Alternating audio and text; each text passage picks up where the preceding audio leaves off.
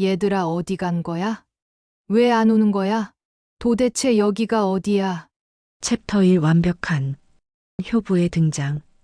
저는 서순자 70살의 평범한 어머니였어요. 남편이 떠난 지 5년 그 긴 시간을 혼자 버텨왔지만 외롭지 않았어요. 왜냐하면 제게는 자랑스러운 아들 태준이가 있었거든요. 그날도 저는 거실 소파에 앉아 오래된 앨범을 펼쳐보고 있었어요. 바랜 사진 속에는 태준이가 처음 걸음마를 떼던 날, 유치원 졸업식에서 상을 받던 날 대학 합격 통지서를 들고 환하게 웃던 날들이 차곡차곡 쌓여 있었죠. 사진을 볼 때마다 가슴 한구석이 따뜻해졌어요. 마치 겨울날 군고구마를 품에 안은 것처럼 포근하고 든든했죠. 태준이는 정말 효자였어요. 매주 일요일마다 빠지지 않고 전화를 했고 명절이면 아무리 바빠도 찾아왔죠. 작년 제 생신 때는 제가 좋아하는 갈비탕 집에 데려가서 엄마 많이 드세요. 제가 이렇게라도 해드려야죠. 라고 했을 때 눈물이 핑 돌았어요. 이런 아들을 둔 제가 얼마나 복받은 여자인가 싶었죠. 그런데 2달 전부터 뭔가 달라지기 시작했어요. 태준이 얼굴에 그늘이 져 있었고 말수도 줄어들었죠. 무슨 일 있냐고 물어봐도 아니에요. 엄마 걱정하실 일 없어요. 라며 억지로 웃어 보이는 게 더 마음이 아팠어요. 그러던 어느 날 갑작스럽게 며느리 은주와 함께 찾아왔어요. 은주는 현관문을 들어서자마자 제 손을 꼭 잡으며 어머님 요즘 혼자 계시는 거 너무 걱정됐어요. 어제도 뉴스 보니까 독거노인 사고가 또 났더라고요. 라며 눈시울을 붉혔어요. 그 모습이 너무 진심 어린 것 같아서 제 마음도 뭉클했죠. 은주는 계속해서 저희가 이사 들어와서 모시면 안 될까요? 태준이도 매일 어머니 걱정한다고 잠을 못 자요. 라고 했어요. 저는 잠시 망설였어요. 사실 혼자 사는 게 편하기도 했거든요. 하지만 태준이가 제 어깨에 손을 올리며 엄마 은주 말이 맞아요. 이제 우리랑 같이 살아요. 제발라고 간절하게 말하는데 거절할 수가 없었어요. 아들의 그 눈빛이 마치 어릴 적 장난감을 사달라고 조를 때와 똑같았거든요. 그렇게 일주일 후 태준이네 가족이 이사를 들어왔어요. 은주는 정말 부지런했어요. 아침마다 제가 좋아하는 미역국을 끓여주고 청소며 빨래며 집안일을 도맡아 했죠. 동네 사람들을 만날 때마다 어머니 약 시간이에요. 제가 챙겨드릴게요. 라며 극진히 모시는 모습을 보여줬어요. 교회 권사님들도 집사님 정말 복 받으셨네요. 요즘 이런 며느리 어디 있어요? 라며 부러워했죠. 하지만 이상한 일이 하나 있었어요. 어느 날 새벽 화장실을 가려고 일어났는데 서재에서 불빛이 새어 나오더라고요. 살짝 문틈으로 봤더니 은주가 제 서랍을 뒤지고 있었어요. 통장이며 도장이며 하나씩 꺼내서 휴대폰으로 사진을 찍고 있었죠. 순간 심장에 쿵 내려앉았지만 이내 생각을 고쳐먹었어요. 아마 집안 살림을 파악하려는 거겠지. 며느리가 집안일을 하려면 이것저것 알아야 하니까 그런 거겠지라고 스스로를 납득시켰죠. 더 이상한 건 태준이가 저와 단둘이 있을 때의 모습이었어요. 거실에서 차를 마시다가 태준이가 갑자기 엄마 미안, 정말 미안해요. 라고 중얼거렸어요. 무슨 말이냐고 묻기도 전에 은주가 들어왔고 태준이는 화들짝 놀라며 입을 다물었죠. 은주는 자연스럽게 태준이 옆에 앉아 그의 손을 꼭 잡으며 여보 또 그 생각해요. 어머니한테 죄송할 게 뭐가 있어요. 우리가 이렇게 잘 모시고 있는데 라고 했어요. 그때 처음으로 뭔가 불안한 기운이 스멀스멀 올라왔어요. 마치 잔잔한 호수 밑에서 무언가 꿈틀거리는 것 같은 그런 느낌이었죠. 은주가 태준이 머그컵에 뭔가를 타서 주는 걸 봤어요. 비타민이라고 했지만 태준이가 그걸 마신 후 눈빛이 흐릿해지는 것 같았어요. 혹시 제 착각일까요? 아니면 정말 뭔가 이상한 일이 벌어지고 있는 걸까요? 그날 밤 저는 잠을 이룰 수가 없었어요. 천장을 바라보며 생각했죠. 40년을 키운 아들이에요. 기저귀를 갈아주고 밤새 열이 나면 찜질을 해주고 대학 등록금 마련하려고 파출부일까지 했던 제 아들이에요. 그런 아들이 설마 나쁜 마음을 품겠어요. 하지만 은주의 그 손놀림과 태준이의 흐릿한 눈빛이 자꾸만 떠올랐어요.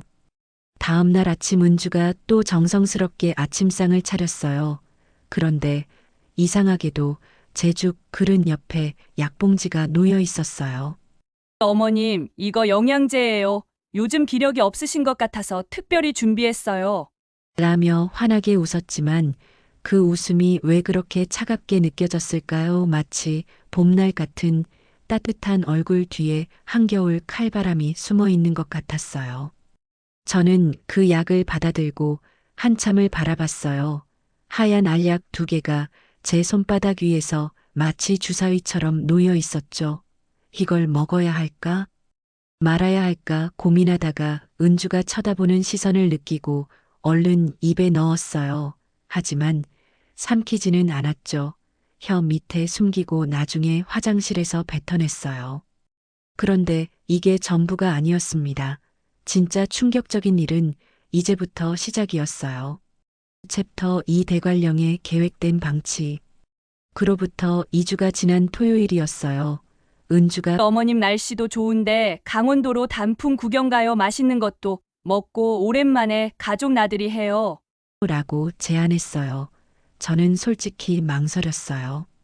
요즘 들어 은주와 함께 있으면 왠지 모르게 긴장이 됐거든요. 하지만 태준이가 엄마도 바람 좀 쐬야죠. 맨날 집에만 계시니까. 라며 제 손을 잡았어요. 그 손이 어찌나 따뜻하던지 역시 내 아들이구나 싶어서 고개를 끄덕였죠. 차를 타고 가는 내내 태준이는 옛날 얘기를 꺼냈어요. 엄마 기억나요?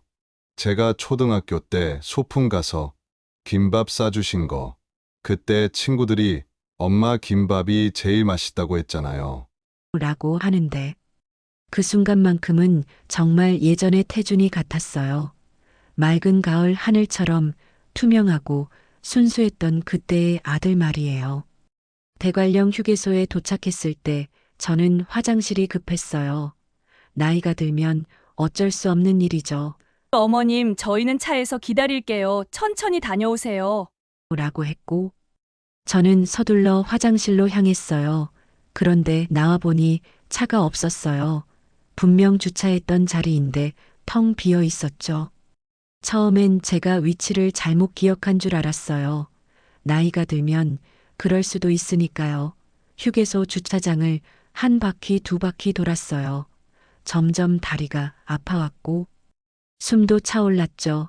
10분, 20분, 30분이 지나도 차는 보이지 않았어요. 마치 거대한 미로에 갇힌 것 같았어요. 아니, 그보다는 깊은 바다에 혼자 버려진 것 같은 그런 공포였죠. 11월의 대관령은 생각보다 추웠어요. 바람이 뼛속까지 파고들었고 얇은 가을 점퍼로는 추위를 막기 역부족이었죠. 벤치에 주저앉아 있는데 눈물이 났어요. 서러워서가 아니라 추워서 그리고 무서워서였어요. 70년을 살면서 이렇게 버려진 기분은 처음이었거든요. 1시간이 지나서야 태준이가 나타났어요. 엄마 어디 계셨어요? 차에서 기다렸는데 안 오시길래.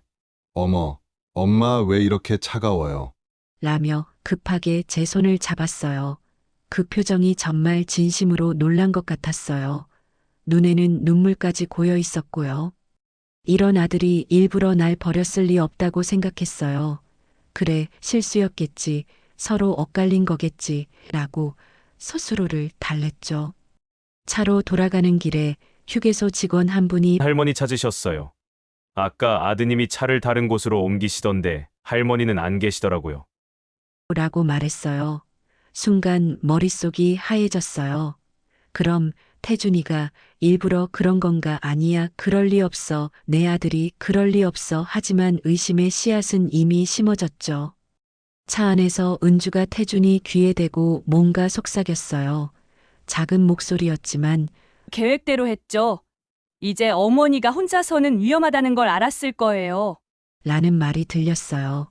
태준이는 고개를 끄덕였지만 그 눈에는 뭔가 다른 감정이 있었어요. 죄책감인지 슬픔인지 알 수 없는 그런 표정이었죠. 집으로 돌아오는 내내 저는 떨었어요. 추위 때문만은 아니었어요. 내 아들이 날 일부러 버렸을지도 모른다는 생각, 그게 더 무서웠어요. 40년을 키운 아들인데 내가 밤새 열째고 병원 데리고 다니고 학원비 대느라 허리가 휘도록 일했던 그 아들인데 어떻게 그럴 수가 있을까요? 하지만 동시에 태준이를 믿고 싶었어요. 아까 그 눈물은 진짜였어요. 제 손을 잡던 그 떨림도 진짜였고요. 어쩌면 은주가 시킨 건지도 몰라요. 태준이는 원하지 않았는데 어쩔 수 없이 한 건지도 모르죠. 그래, 그럴 거예요. 내 아들은 그런 아이가 아니니까요. 그날 밤 태준이가 제 방문 앞에 왔어요. 문을 두드리지는 않고 그저 서 있었죠. 문틈 사이로 그림자가 보였어요. 한참을 서 있다가 엄마, 죄송해요. 정말 죄송해요. 라고 중얼거렸어요. 그 목소리가 어찌나 애처로운지 문을 열고 안아주고 싶었어요. 하지만 그때 은주 목소리가 들렸어요. 여보, 뭐 해요? 약 먹을 시간이에요. 라고 하자 태준이 발걸음이 멀어졌죠. 저는 침대에 누워 천장을 바라봤어요. 태준이가 먹는 그 약이 뭘까? 왜 은주는 태준이를 그렇게 통제하는 걸까? 혹시 태준이도 뭔가에 조종당하고 있는 건 아닐까? 온갖 생각이 꼬리에 꼬리를 물었어요. 마치 실타래가 엉킨 것처럼 어디서부터 풀어야 할지 모르겠더라고요. 다음 날 아침 밥상에서 은주가 어머님, 어제 많이 춥고 힘드셨죠? 앞으로는 저희가 더 잘 모실게요. 혼자 다니시면 위험하니까 항상 저희와 함께 다니셔야 해요. 라고 했어요.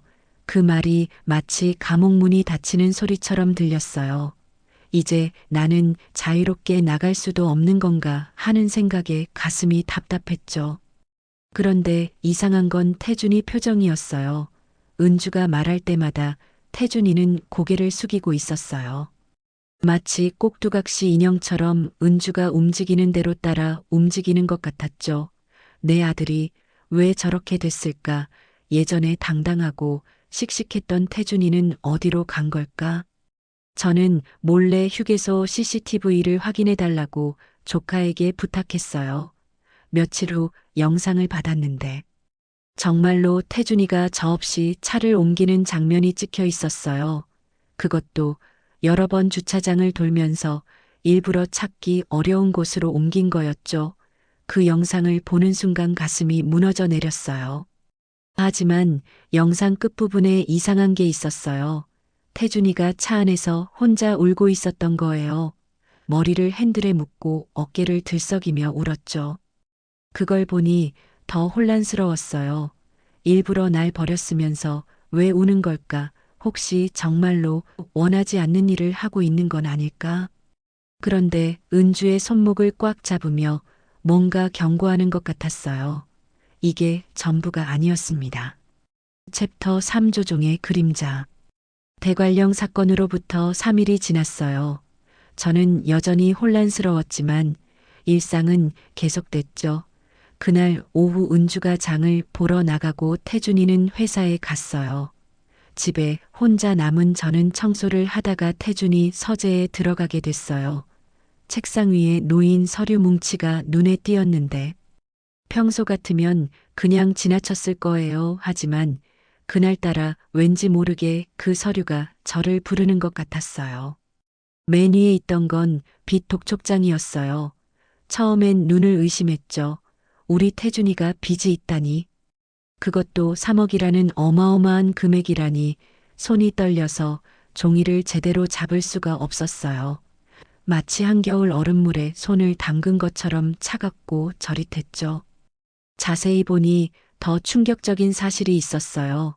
3억 중에 2억이 은주명의 대출이었던 거예요. 서류 날짜를 확인해 보니 결혼 전부터 있던 빚이더라고요. 그럼 은주가 빚을 가지고 우리 집에 들어온 거잖아요. 순간 머릿속에서 퍼즐 조각들이 맞춰지는 것 같았어요. 은주가 태준이를 조종하는 이유, 제 재산을 노리는 이유가 이거였구나 싶었죠. 하지만 곧 고개를 저었어요. 아니야. 우리 태준이가 그런 여자한테 속을 리 없어. 태준이는 똑똑한 아이니까 분명 다 알고도 사랑해서 결혼한 거겠지. 빚짐이야. 두 사람이 힘을 합치면 갚을 수 있을 거야. 그래, 그럴 거야 라고 스스로를 달랬어요. 마치 폭풍우 속에서 부러질 것 같은 나뭇가지를 붙잡고 버티는 것처럼 아들에 대한 믿음을 놓지 않으려 애썼죠. 그런데 서랍을 열어보니 더 이상한 게 나왔어요. 태준이 이름으로 된 병원 진료 기록이었는데 정신과 처방전이 수두룩했어요. 항우울제, 수면제, 신경안정제 이름도 복잡한 약들이 5년 전부터 처방되고 있었죠. 5년 전이면 은주와 결혼한 시기와 정확히 일치해요. 우연일까요? 아니면 어머님 뭐 하세요? 여기는 태준이 서재인데. 라는 목소리에 깜짝 놀라 돌아봤어요. 은주가 문가에 서서 저를 노려보고 있었어요. 그 눈빛이 날카로워서 마치 칼끝이 목에 닿은 것 같은 기분이었죠. 어머님도 프라이버시는 지켜주셔야죠. 태준이가 알면 서운해할 거예요. 라고 했지만 그 말투는 경고에 가까웠어요. 며칠 후 은주가 어머님 건강검진 받으실 때가 됐어요. 걔가 좋은 병원 예약해뒀으니 같이 가요. 라고 했어요. 저는 거부하고 싶었지만 태준이가 엄마 은주가 그러는데 요즘 깜빡깜빡 하시는 게 걱정된대요. 검사 한번 받아보는 게 어때요? 라고 하는데 그 말투가 이상했어요.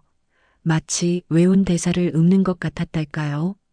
병원에 도착했을 때 의사 선생님이 간단한 기억력 테스트를 했어요. 오늘 날짜 요일 간단한 계산 문제들이었죠. 저는 다 정확하게 대답했어요. 그런데 이상하게도 의사가 고개를 갸웃거리더니 몇 가지 이상 소견이 보이네요. 조금 더 정밀 검사가 필요할 것 같습니다. 라고 했어요. 진료실을 나와서 화장실에 가는 척하고 몰래 돌아와 봤어요.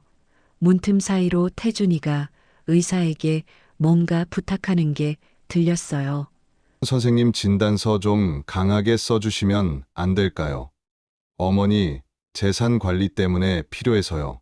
라는 말이 똑똑히 들렸어요. 그 순간 다리에 힘이 풀려서 벽에 기대지 않으면 쓰러질 것 같았어요. 내 아들이 나를 치매 환자로 만들려고 한다니, 40년을 키운 아들이 날 정신병자로 만들려 한다니 눈앞이 캄캄했어요. 마치 깊은 우물바닥에 떨어진 것 같은 절망감이 밀려왔죠. 하지만 그때 태준이 목소리를 다시 들었어요. 떨리는 목소리로 죄송합니다. 정말 죄송한데 어쩔 수가 없어요. 라고 중얼거리는 거예요. 그 목소리를 듣는 순간 이상한 생각이 들었어요. 태준이가 누군가에게 사과하는 것 같았거든요. 나한테 하는 말인지 의사한테 하는 말인지는 모르겠지만 그 목소리에는 진짜 고통이 묻어 있었어요. 마치 손목에 쇠사슬이 묶인 채로 끌려가는 사람 같은 그런 느낌이었죠.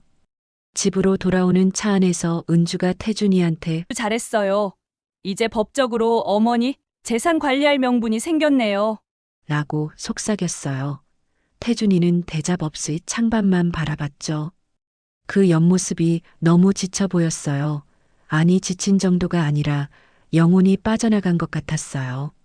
저녁 식사 시간 태준이가 밥을 먹다가 숟가락을 떨어뜨렸어요. 손이 떨려서 제대로 잡을 수가 없는 것 같았죠. 은주가 재빨리 태준이 손목을 잡으며 여보, 약 먹었어요. 오늘 깜빡한 거 아니에요. 라고 했고 태준이는 고개를 끄덕였어요. 그 모습을 보니 태준이가 약에 의존하고 있다는 게 확실해졌어요. 그날 밤 저는 인터넷으로 은주에 대해 검색해 봤어요. 별다른 정보는 없었지만 한 가지 이상한 기사를 발견했어요.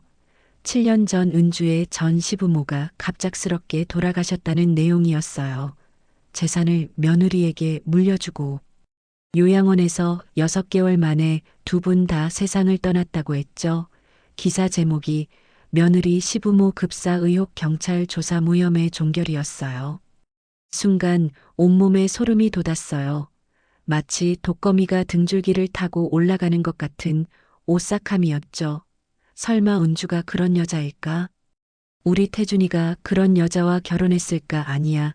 그럴 리 없어. 단순한 우연이겠지 하지만 우연치고는 너무 비슷한 패턴이었어요. 침대에 누워서도 잠이 오지 않았어요. 천장의 무늬가 마치 거미줄처럼 보였고 그 중심에 은주가 있는 것 같았어요. 그리고 태준이는 그 거미줄에 걸린 나비 같았죠. 펄럭거리면서도 빠져나오지 못하는 불쌍한 나비네 아들이 그렇게 된 건 언제부터일까? 5년 전 결혼하면서부터일까? 아니면 더 전부터일까? 새벽 3시쯤 목이 말라 물을 마시러 나왔다가 이상한 소리를 들었어요. 태준이 방에서 흐느끼는 소리가 났거든요. 가만히 들어보니 엄마 미안해요. 정말 미안해요. 나도 어쩔 수가 없어요. 라고 잠꼬대를 하고 있었어요. 그 말을 듣는 순간 가슴이 찢어질 것 같았어요. 내 아들이 잠에서조차 나한테 사과하고 있다니 대체 무슨 일에 휘말린 걸까? 은주가 태준이를 어떻게 조종하고 있는 걸까? 약으로 조종하는 걸까? 협박하는 걸까?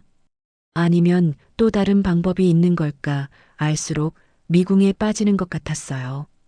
그런데 이때 은주가 태준이 방에 들어가는 걸 봤어요. 손에 물컵과 약봉지를 들고 있었죠. 한밤중에 약을 먹인다니 이상하지 않나요? 그것도 잠든 사람한테. 그런데 더 충격적인 건 은주가 태준이 이마를 쓰다듬으며 뭔가 주문 같은 걸 외우고 있었다는 거예요. 멀어서 정확히는 안 들렸지만 반복적으로 같은 말을 하고 있었어요. 그런데 이게 시작에 불과했습니다. 진짜 무서운 건 다음에 일어났어요. 챕터 3 병원 진단서 사건으로부터 일주일이 지났어요. 저는 매일 아침 은주가 주는 흰 알약을 받아들고 망설였죠. 영양제라고 했지만 이제는 믿을 수가 없었어요. 그래서 몰래 화장실에 가서 뱉어내고 변기에 버렸어요. 처음엔 죄책감이 들었어요. 며느리가 성의껏 챙겨주는 건데 내가 의심하고 있다니. 하지만 그 죄책감도 잠시였죠. 어느 날 은주가 외출한 틈을 타서 약국에 갔어요. 제가 평소 혈압약을 타러 가는 곳이라 약사님과 친분이 있었죠. 조심스럽게 흰 알약 2알을 꺼내 보이며 어머님, 이거 수면제네요. 그것도 꽤 강한 거예요. 누가 이런 걸 드시래요. 라고 하는 순간 가슴이 철렁 내려앉았어요. 마치 믿고 있던 얼음판이 갑자기 깨져서 차가운 물속으로 빠지는 것 같았죠. 수면제라니 은주가 나를 재우려고 했던 거예요. 정신을 못 차리게 만들려고 했던 거죠. 약사님이 이거 장기 복용하면 정신이 혼미해지고 기억력도 떨어져요. 위험한 약이에요. 라고 걱정스럽게 말했지만 저는 아무 말도 할 수 없었어요. 내 며느리가 날 약물로 조종하려 했다는 걸 어떻게 말해요? 집으로 돌아오는 길에 다리가 후들거렸어요. 70년을 살면서 이렇게 배신감을 느낀 적이 없었어요. 하지만 더 무서운 건 태준이도 이 사실을 알고 있을지 모른다는 거였어요. 아니, 설마 우리 아들이 그럴 리 없어. 은주가 몰래 한 거겠지. 태준이는 모를 거야. 그래야만 해요. 그런데 집에 들어가자마자 이상한 걸 발견했어요. 태준이 서랍에도 똑같은 약병이 있었던 거예요. 라벨을 확인해 보니 같은 수면제였어요. 은주가 태준이한테도 먹이고 있었던 거죠. 순간 모든 게 이해됐어요. 태준이의 흐릿한 눈빛, 떨리는 손, 멍한 표정, 다 약 때문이었어요. 내 아들도 은주에게 약물로 조종당하고 있었던 거예요. 그날 밤 일부러 약을 먹은 척하고 일찍 잠자리에 들었어요. 하지만 잠들지 않고 귀를 기울였죠. 밤 11시쯤 거실에서 태준이와 은주의 목소리가 들렸어요. 처음엔 작은 소리였지만 점점 또렷해졌어요. 여보, 어머니 통장에 4억 있대요. 부동산까지 합치면 6억은 될 거예요. 우리 빚 다 갚고도 남겠네요. 라는 은주 목소리에 심장이 멎는 것 같았어요. 태준이가 그래도 엄마 돈을 라고 망설이자 은주가 당신 정말 감옥 가고 싶어요. 채권업자들이 얼마나 무서운 사람들인지 알잖아요. 우리 애들은 어떻게 하고요? 라고 목소리를 높였어요. 태준이는 한숨을 쉬며 알았어 알았다고 하지만 엄마한테는 정말 미안해. 라고 중얼거렸어요. 그 대화를 듣는 내내 눈물이 흘렀어요. 소리 없이 베개를 적시는 눈물이었죠. 40년 동안 모은 돈 남편이 남기고 간 유산 다 합쳐서 6억, 그게 내 노후 자금이자 삶의 전부였는데 그걸 아들이 가져가려 한다니 마치 심장을 도려내는 것 같은 고통이었어요. 하지만 동시에 태준이가 불쌍했어요. 은주의 협박에 못 이겨 어쩔 수 없이 동의하는 것 같았거든요. 채권업자 감옥. 이런 무서운 말들에 겁먹은 내 아들이 가엾었어요. 어쩌다 이 지경이 됐을까? 어쩌다 이런 여자를 만나서 인생이 꼬였을까? 새벽 2시 화장실을 가는 척하며 거실을 지나가다 봤어요. 태준이가 소파에 앉아 머리를 감싸쥐고 있었어요. 옆에는 소주병이 놓여 있었고 얼굴은 눈물로 젖어 있었죠. 혼잣말로 엄마 정말 죄송해요. 정말로 죄송해요. 라고 반복하고 있었어요. 그 모습이 너무 안쓰러워서 다가가 안아주고 싶었지만 그럴 수 없었어요. 다음 날 아침 식탁에서 은주가 어머님 요즘 잘 주무시는 것 같아요. 약이 잘 듣나 봐요. 라며 미소 지었어요. 그 미소가 마치 독사의 혀처럼 차갑고 위험해 보였죠. 저는 네, 잘 자고 있어요. 고마워요. 라고 대답했지만 속으로는 치가 떨렸어요. 점심때 교회 권사님한테서 전화가 왔어요. 순자 집사님 요즘 얼굴이 안 좋아 보여요. 무슨 일 있어요? 하고 걱정하시는데 차마 진실을 말할 수가 없었어요. 내 아들과 며느리가 날 약물로 조종하고 재산을 빼앗으려 한다고 어떻게 말해요? 그냥 아니에요. 그냥 날씨가 추워서 그래요. 라고 둘러댔죠. 그날 오후 우연히 태준이 일기장을 발견했어요. 침대 밑에 떨어져 있었는데 펼쳐보니 5년 전부터 쓴 거더라고요. 그런데 이상한 게 있었어요.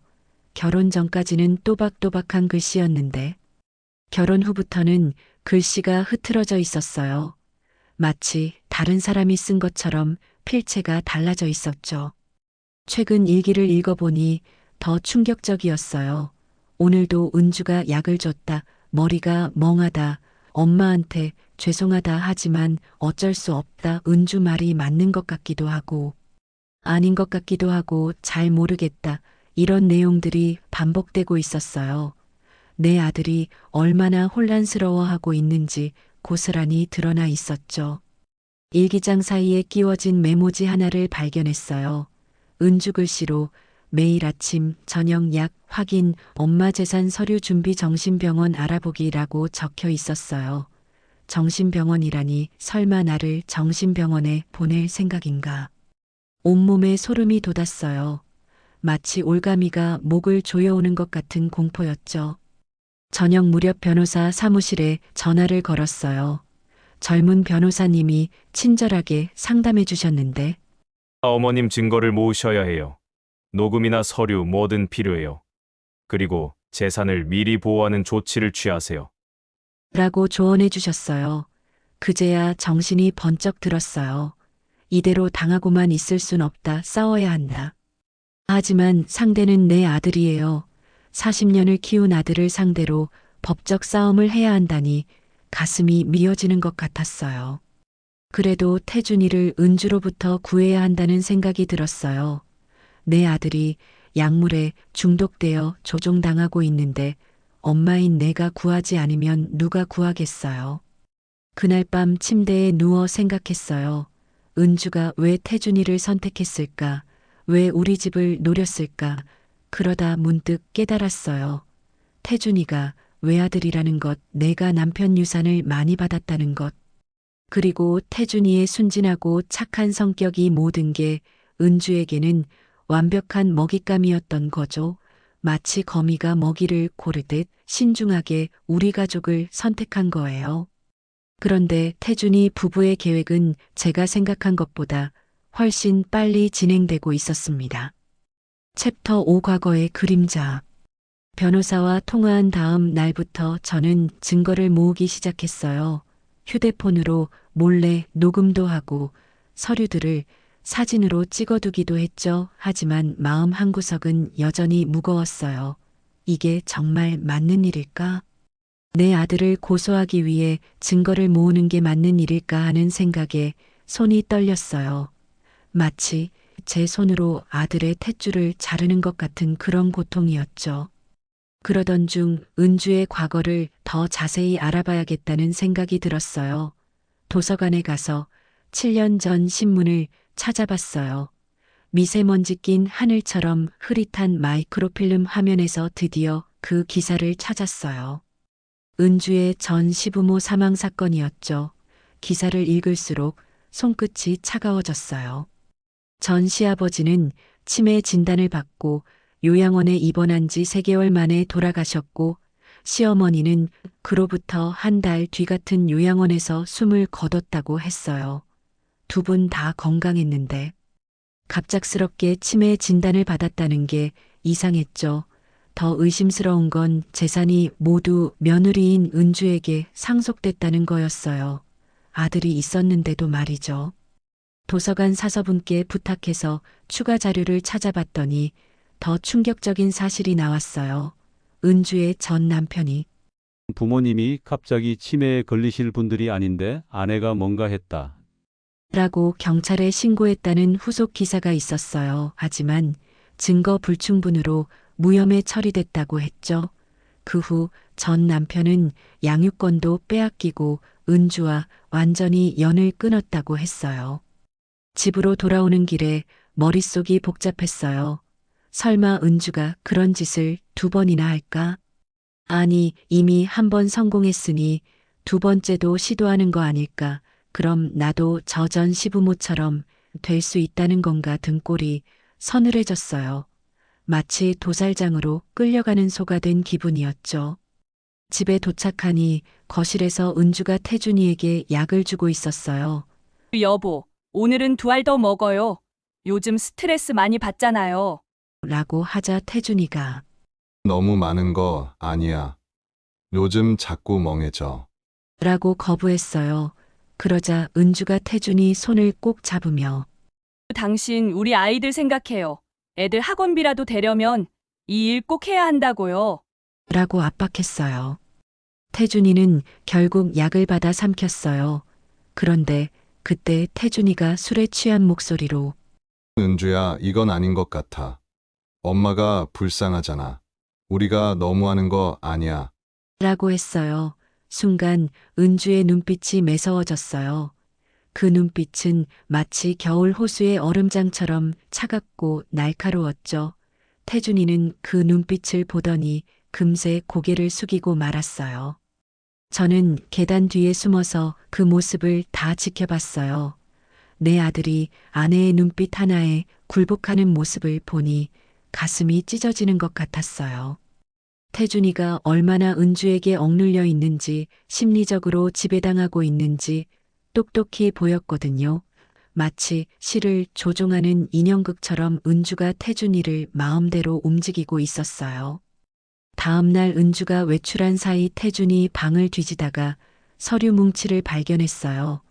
그 중에 은주의 심리상담사 자격증이 있었고 최면치료 수료증도 있었어요. 더 놀라운 건 가스라이팅을 통한 인간관계 조작이라는 제목의 논문 복사본이었어요.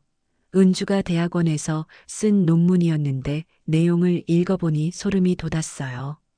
논문에는 약물과 심리적 압박을 통해 상대방을 조종하는 방법이 자세히 나와 있었어요. 특히 신뢰관계를 이용한 단계적 의존 유도라는 부분은 지금 태준이가 겪고 있는 상황과 정확히 일치했죠. 은주는 이 모든 걸 계획적으로 실행하고 있었던 거예요. 학문적 지식을 악용해서 내 아들을 망가뜨리고 있었던 거죠. 그날 저녁 식사 시간에 은주가 어머님 내일 은행 가실 일 있으세요? 통장 정리 좀 해드릴까 해서요. 라고 물었어요. 저는 속으로는 경계하면서도 겉으로는 아직은 괜찮아. 내가 알아서 할게. 라고 대답했어요. 그러자 은주의 표정이 살짝 굳어졌다가 다시 미소를 지었어요. 그 변화가 0.1초도 안 되는 짧은 순간이었지만 저는 놓치지 않았어요. 밤에 잠이 오지 않아 거실에 나갔다가 태준이를 만났어요. 태준이는 식탁에 앉아 물을 마시고 있었는데 손이 심하게 떨리고 있었어요. 태준아, 괜찮니? 라고 묻자 태준이가 저를 물끄러미 바라보더니 엄마, 나 뭔가 이상해요. 자꾸 기억이 안 나고 은주가 하라는 대로만 하게 돼요. 이게 정상인가요? 라고 물었어요. 그 말을 듣는 순간 희망이 보였어요. 태준이가 스스로 이상함을 느끼기 시작한 거예요. 약효가 떨어진 틈을 타서 제정신이 돌아온 거죠. 하지만 곧 은주가 나타났어요. 여보 왜 안 자고 여기 있어요? 약 먹을 시간이에요. 라며 태준이를 데려갔어요. 태준이는 저항도 못하고 끌려가듯 방으로 들어갔죠. 저는 다시 방으로 돌아와 일기를 썼어요. 5년 전 태준이가 은주를 처음 데려왔을 때가 떠올랐어요. 그때는 정말 예쁘고 착한 며느리를 얻었다고 기뻐했는데 그게 다 연기였던 거예요. 마치 아름다운 꽃 속에 독을 품은 식충식물 같았어요.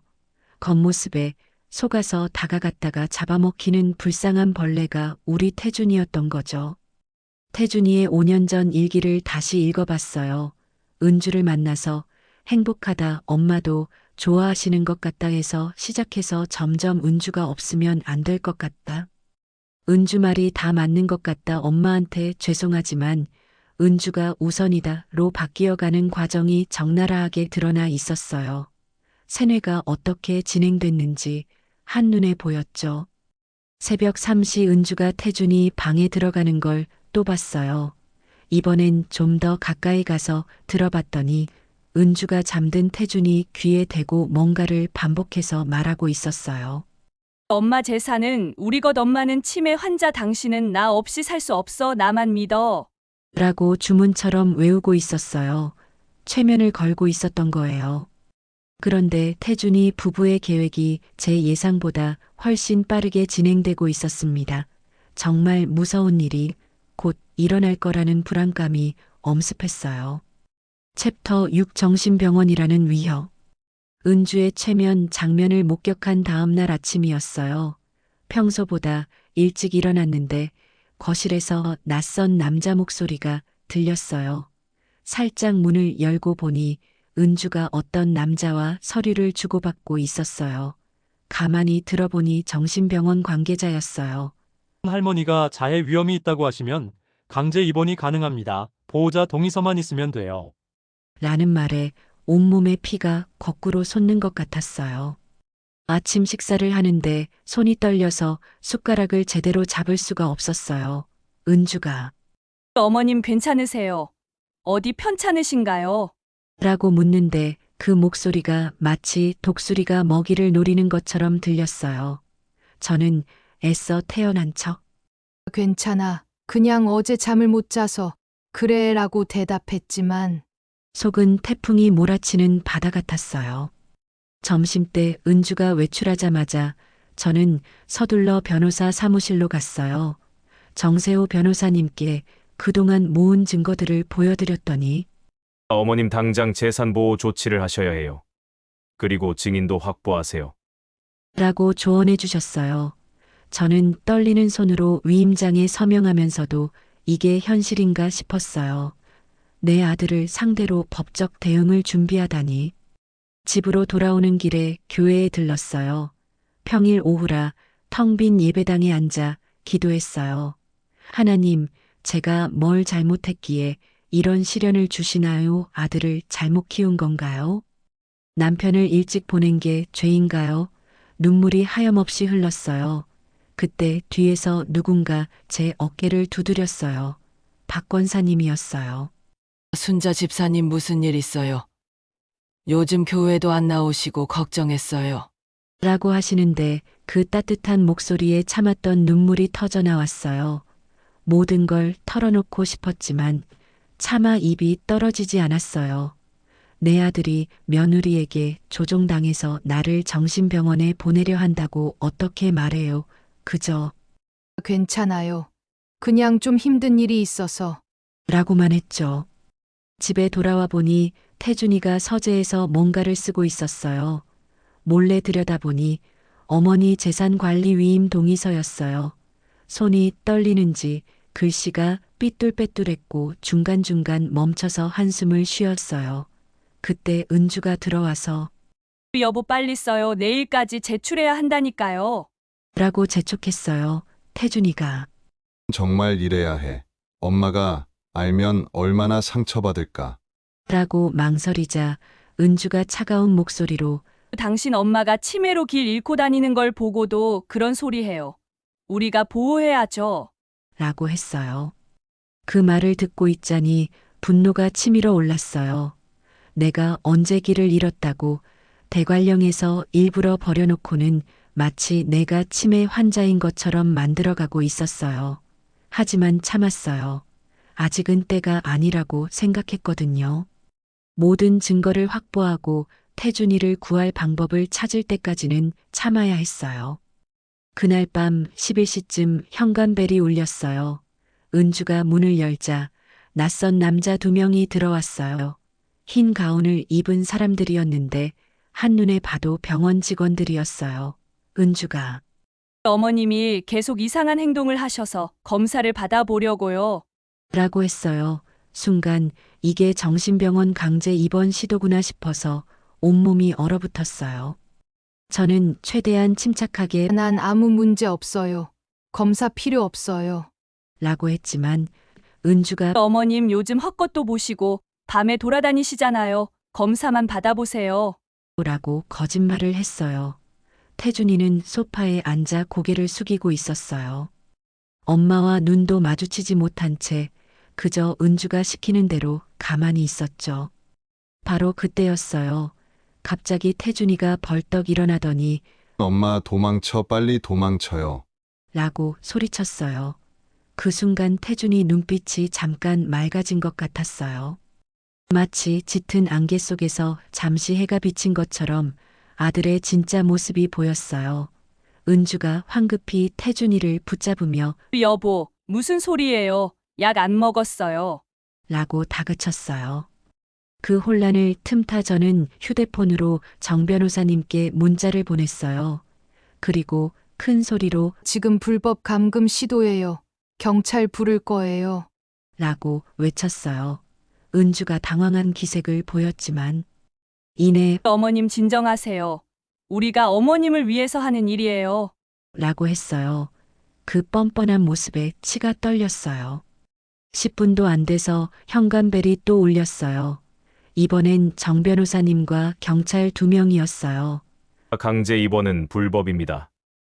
정신건강복지법 제43조 위반이에요. 라고 단호하게 말하자 병원 직원들이 슬그머니 물러났어요. 은주는 어머님을 보호하려던 것뿐이에요. 오해예요. 라고 변명했지만 이미 게임은 끝난 것 같았어요. 경찰이 가고 변호사님도 돌아간 후 거실에는 무거운 침묵이 흘렀어요. 태준이는 머리를 감싸쥐고 있었고 은주는 날카로운 눈빛으로 저를 노려봤어요. 그때 태준이가 힘겹게 입을 열었어요. 엄마 미안해요. 나도 모르게 계속 이상한 일을 하게 돼요. 라고 중얼거렸어요. 그 말을 듣는 순간 가슴이 무너졌어요. 내 아들이 스스로도 통제할 수 없는 상태가 됐다는 걸 인정하고 있었으니까요. 5년 동안 은주가 얼마나 치밀하게 태준이를 망가뜨렸는지 그 결과가 눈앞에 있었어요. 마치 멀쩡한 나무가 기생충에 먹혀 속이 텅 비어가는 것처럼 태준이의 영혼이 파괴되고 있었어요. 새벽 2시 화장실을 가려고 나왔다가 태준이 방에서 흐느끼는 소리를 들었어요. 문 앞에서 들어보니 엄마를 정신병원에 보내려고 했어. 얘가 미친 놈이야. 어떻게 그런 생각을 했지? 라고 자책하고 있었어요. 은주는 옆에서 쓸데없는 생각하지 말고 약 먹고 자요. 내일도 할 일이 많아요. 라고 차갑게 말했어요. 저는 방으로 돌아와 일기를 썼어요. 오늘 태준이가 나를 구해줬다. 비록 잠깐이었지만. 내 아들이 돌아왔다. 아직 희망이 있다. 라고 적으면서 눈물이 났어요.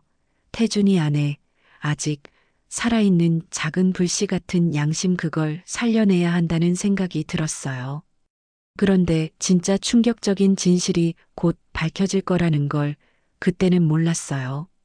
챕터 7, 5년간의 세뇌 진실의 폭로.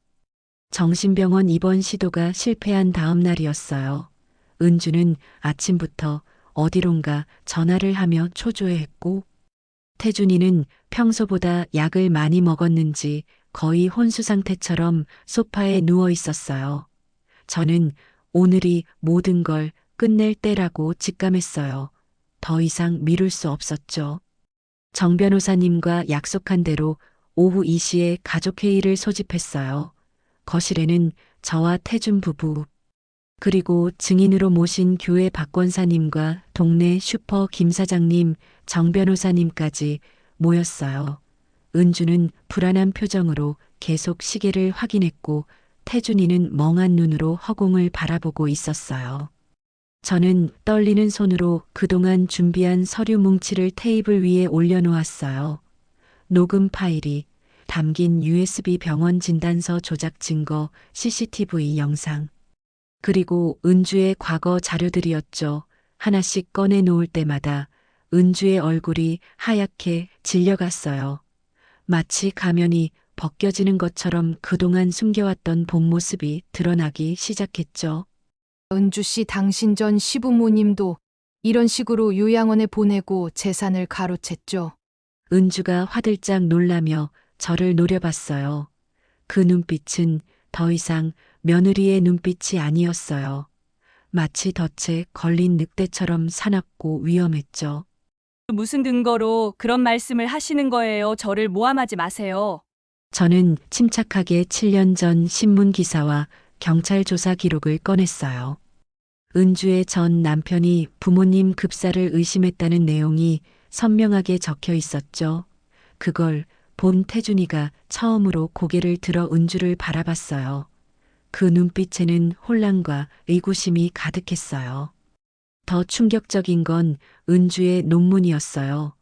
가스라이팅을 통한 인간관계 조작이라는 제목의 논문을 펼쳐 보이자 박 권사님이 헉하고 숨을 들이켰어요.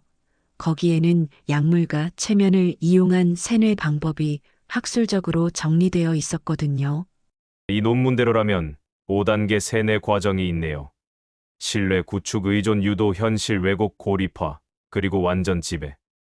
변호사님이 차분하게 설명하자 태준이가 머리를 감싸 쥐었어요. 뭔가 기억이 되살아나는 것 같은 고통스러운 표정이었죠. 잠깐, 그럼 은주가 나한테 준 약이 저는 약사님께 확인받은 분석 결과를 보여줬어요. 태준이가 5년간 먹어온 약들이 정상적인 처방이 아니었다는 내용이었죠. 특히 최근 들어 용량이 위험 수준까지 올라가 있었어요. 태준아, 은주 씨가 너한테도 나한테 준 것과 같은 수면제를 먹였어. 매일 밤 내가 잠든 사이에 최면을 걸었고. 그때 태준이가 갑자기 벌떡 일어났어요. 눈빛이 점점 맑아지더니 무언가를 깨달은 것 같은 표정을 지었어요. 마치 오랜 잠에서 깨어나는 사람처럼 천천히 주변을 둘러봤죠. 아, 맞다. 은주가 매일 밤 내 귀에 대고 뭔가를 말했어. 엄마 재산은 우리 것, 엄마는 치매, 환자, 계속 반복했어. 은주가 급하게 태준이 팔을 잡으며 말했어요. 여보, 무슨 소리예요? 정신 차려요. 우리 아이들 생각해야죠. 하지만 태준이는 은주의 손을 뿌리쳤어요. 그 순간 5년간의 사슬이 끊어지는 소리가 들리는 것 같았어요. 태준이 눈에서 눈물이 흘러내렸어요. 은주, 당신이 나를 이용했구나. 엄마 재산을 빼앗으려고 나를 도구로 만들었어. 그때 은주가 본색을 드러냈어요. 더 이상 숨길 게 없다는 듯 차가운 웃음을 지었죠. 5년이나 공들였는데 이제 와서 깨어나다니 역시 마마보이는 끝까지 마마보이네요.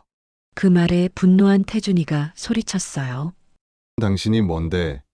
우리 엄마를 그런 식으로 대해. 내가 얼마나 미안하고 괴로웠는지 알아. 저는 그제야 모든 퍼즐이 맞춰지는 걸 느꼈어요. 태준이가 보였던 이상한 행동들, 죄책감에 시달리면서도 계속 나쁜 일을 하게 된 이유 다 은주의 세뇌 때문이었어요. 내 아들은 피해자였던 거예요. 정 변호사님이 추가 증거를 꺼냈어요. 은주가 이전에 다른 노인들을 상대로 비슷한 수법을 시도했다가 실패한 기록들이었어요. 상사범이었던 거죠. 이쯤 되자 은주도 더 이상 부인하지 못했어요. 김 사장님이 증언했어요. 은주가 동네에서 순자 할머니가 치매라고 소문을 퍼뜨리고 다녔다고 했어요. 박 권사님도 교회에서 은주가 시어머니 재산 관리를 맡아야 한다고 여러 번 말했다고 증언했죠. 은주는 가방을 집어들고 일어섰어요. 마지막까지도 뻔뻔한 표정으로 저를 노려보며 말했어요. 증거가 있어봤자 처벌은 못 받을 거예요. 전에도 무혐의로 풀려났으니까. 그때 은주 가방에서 뭔가가 떨어졌어요. 다른 신분증이었어요. 이름도 다르고 사진은 같은데 나이도 달랐어요. 은주라는 이름조차 가짜였던 거예요. 그녀는 여러 개의 신분을 가지고 노인들을 노리는 전문 사기꾼이었어요. 태준이가 힘없이 바닥에 주저앉았어요. 5년이라는 시간이 모두 거짓이었다는 걸 받아들이기 힘들어하는 것 같았어요. 저는 태준이 옆에 앉아 그의 어깨를 감쌌어요. 내 아들이 얼마나 큰 충격을 받았을지 가슴이 미어졌어요. 태준아, 괜찮아. 이제 다 끝났어. 넌 잘못이 없어. 태준이는 제 품에서 어린아이처럼 흐느꼈어요.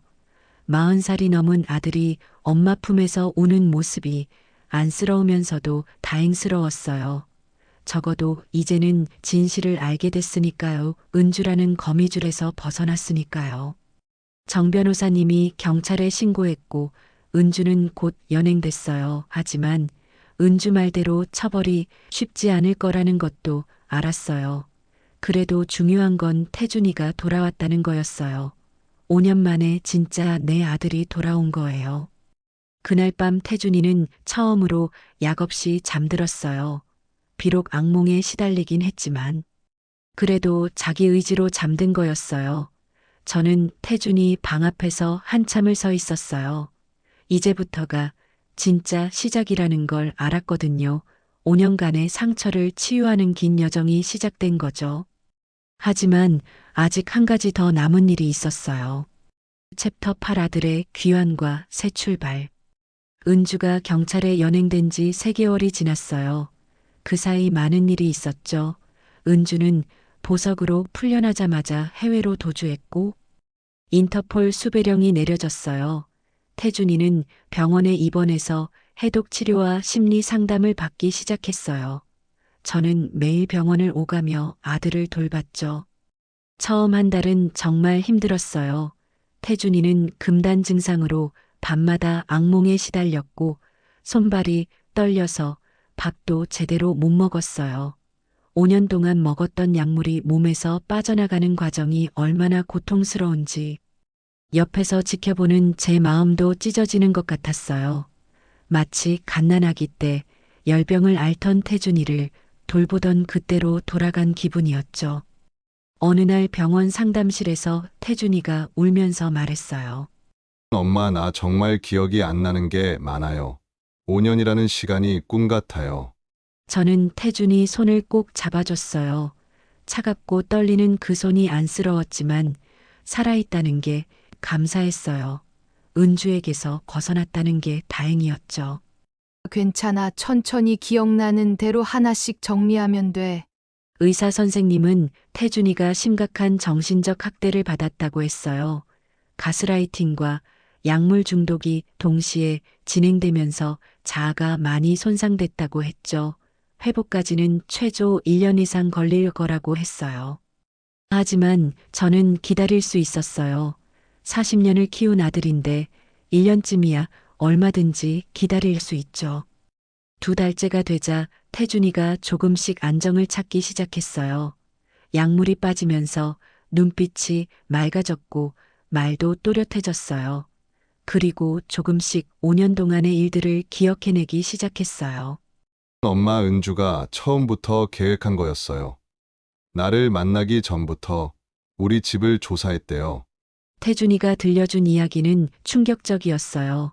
은주는 부동산 등기부를 통해 우리 집 재산을 파악하고 태준이가 외아들이라는 것도 미리 알고 접근했다고 했어요. 마치 사냥감을 고르듯 신중하게 우리 가족을 선택한 거였죠. 처음엔 정말 사랑한다고 믿었어요. 그런데 결혼하자마자 조금씩 이상한 약을 먹이기 시작했어요.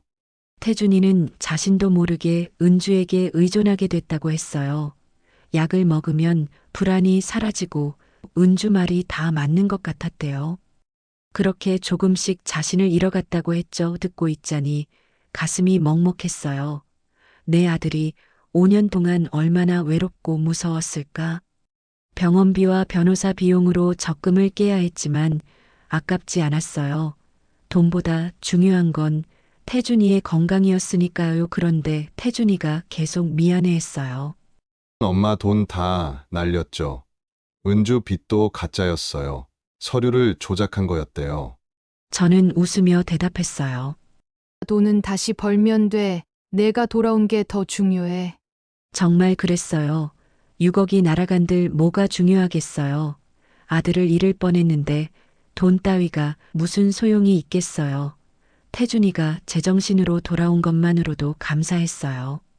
3개월째 되던 날 태준이가 퇴원했어요. 많이 회복됐지만 아직 약물 치료와 상담을 계속 받아야 했어요. 집으로 돌아오는 차 안에서 태준이가 조심스럽게 물었어요. 엄마 나 여기 있어도 돼요. 엄마한테 그런 짓을 했는데. 그 말에 눈물이 났어요. 아직도 죄책감에 시달리고 있는 아들이 불쌍했어요. 너는 내 아들이야. 당연히 있어야지. 우리 다시 시작하자. 하지만 태준이는 독립하기로 했어요. 스스로 일어서고 싶다고 했죠. 작은 원룸을 구해서 나갔지만 매일 저녁 집에 들러서 같이 밥을 먹었어요. 그것만으로도 충분했어요. 아들이 자기 의지로 살아가려고 노력하는 모습이 대견했거든요. 태준이는 새로운 직장을 구했어요. 월급은 적었지만 성실하게 일했어요. 그리고 매달 조금씩 저금을 해서 제게 가져왔어요. 엄마 이거 받아요. 조금씩 갚을게요. 저는 그 돈을 받지 않고 태준이 이름으로 적금을 들었어요.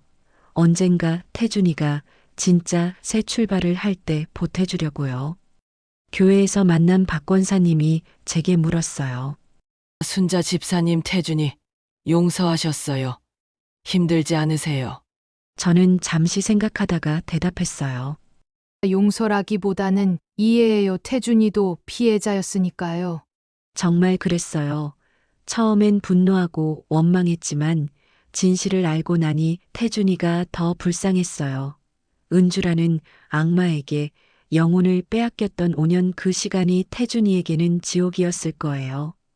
어느 날 태준이가 작은 화분을 들고 왔어요. 엄마 이거 선물이에요. 새싹이 돋는 걸 보니까 우리 같아서. 그 화분을 받아들고 울컥했어요. 정말 우리는 새싹 같았어요. 폭풍 후에 부러지고 짓밟혔지만 다시 돋아나는 새싹 같았죠. 생명력이라는 게 그런 거잖아요. 아무리 힘들어도 다시 시작할 수 있는 힘.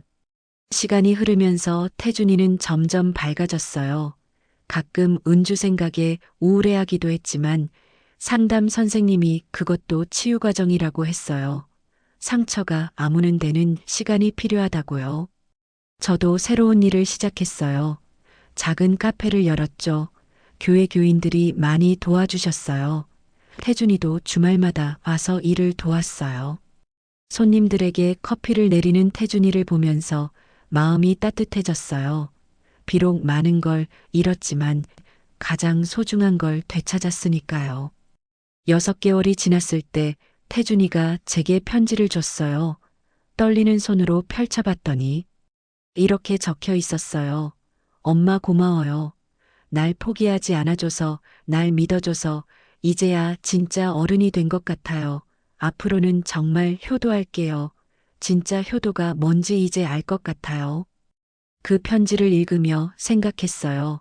우리가 겪은 이 모든 일이 어쩌면 필요한 과정이었을지도 모른다고. 태준이는 이제 진짜 어른이 됐고 저도 더 강해졌으니까요. 마치 도자기가 불 속에서 구워져야 단단해지는 것처럼 우리도 이 시련을 통해 더 단단해진 거예요. 창밖을 보니 봄이 오고 있었어요. 겨울 동안 얼어있던 땅에서 새싹이 돋아나고 있었죠. 우리도 그랬어요. 긴 겨울을 보냈지만 이제 봄이 온 거예요. 태준이와 저둘 다 새로운 봄을 맞이한 거죠. 이제 저는 매일 아침 기도해요. 태준이의 완전한 회복을 위해, 그리고 은주 같은 사람들에게, 고통받는 다른 가족들을 위해, 우리가 겪은 일이 다른 사람들에게는 일어나지 않기를 바라면서. 태준이는 이제 거의 정상적인 생활을 하고 있어요. 비록 아직도 가끔 악몽을 꾸고 약을 먹어야 하지만 확실히 좋아지고 있어요. 무엇보다 태준이 스스로 살아가려는 의지가 있다는 게 중요해요. 그게 진짜 치유의 시작이니까요. 저는 이제 혼자가 아니에요. 태준이가 진짜 아들로 돌아왔고, 교회 식구들도 있고, 카페 손님들도 있어요. 잃은 것도 많지만 얻은 것도 많아요. 무엇보다 태준이와 저 사이에 진짜 신뢰가 생겼어요. 시련을 함께 이겨낸 끈끈한 신뢰 말이에요. 여보, 이제야 진짜 내 인생이 시작인가 봐요. 하늘을 보며 돌아가신 남편에게 말했어요. 비록 많은 일이 있었지만 태준이를 지켜냈다고, 이제는 정말 괜찮다고, 그리고 앞으로도 잘 살아갈 거라고 약속했어요.